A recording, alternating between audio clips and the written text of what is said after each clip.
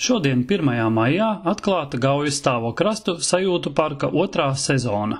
Parkā ne tikai uzlabotas jau esošās konstrukcijas, bet arī izveidotas vairākas jaunas.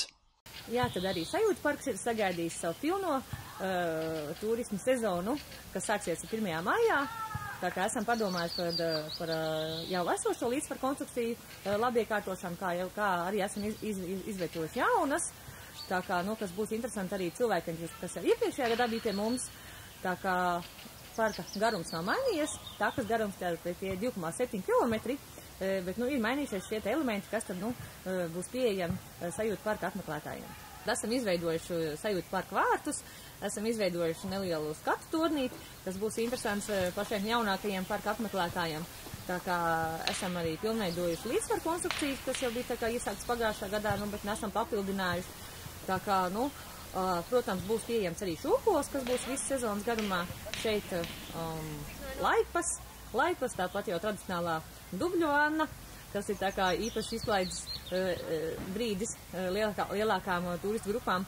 Tā kā, vienkāršiem vārdiem ir jābrauc, jāskatās un jābūt pie dabas un jābauda atpūst šeit sajūtu parkā. Tātad šeit aiz manīm ir sajūtu parka viens no jaunākiem elementiem, sajūtu parka vārti, kas ir tapuši sadarbībā ar Smiltenes koku, bet tāda skaista iecer, kas vēl mums padomā, ir šajā sezonā izveidot tādu tā kā labiekārtotu vietu kā ceremonijām. Jo, kā mēs zinām, šeit pat mums fonā ir Gaujas stāvie krasti, kas ir pasaules dabas mantojums, un būt savas dzīves vienā no svarīgākiem mirkliem šeit, Gaujas stāvo krastu ielokā, es domāju, tas būtu tāds skaists mirklis jebkura cilvēka dzīvē. Sajūtu parkā joprojām aplūkojami arī apdarinātie koki.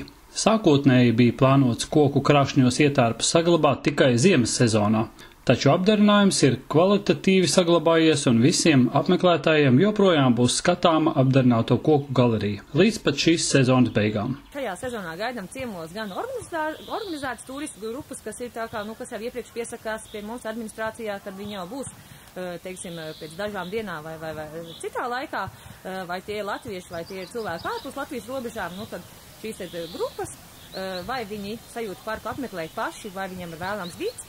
Ja ir vēlams gids, tad to mēs arī varam nodrošināt.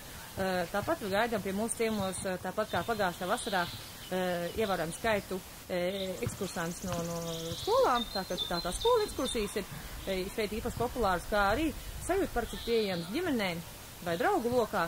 Tā kā visiem ir iespēja būt šeit, atpūsties dabā un baudīt šo skaisto brīdi. Ir tās neliels precizējums par šo te maksu. Tātad no 1. māja sajūtu parks ir atvērts par maksu, šie tie simboliski 2 eiro, bet kas attiecās uz cilvēkiem, kas vienkārši dodās pastaigā un vēlas nokļūt līdz stāviem krastiem, par to nav jāmaksā. Ir jāmaksā tajā brīdī, ja cilvēks nāk uz sajūtu parku un vēlās izmantot šīs te konstrukcijas, kā jau es minēju, tas ir līdzsvaru konstrukcijas, skatu tornis, laipas, dubļu bedre. Tā kā šīs lietas, ja viņš zina, ka viņš izmantos, tad ir jānāk spār centra administrācijā, jānopērk šī ieejas biļete, kas ir 2 eiro simboliskie, un viņam ir iespēja atpūsties. Tas ir tas precizējums par, kad ir jāmaksā un kad nav jāmaksā.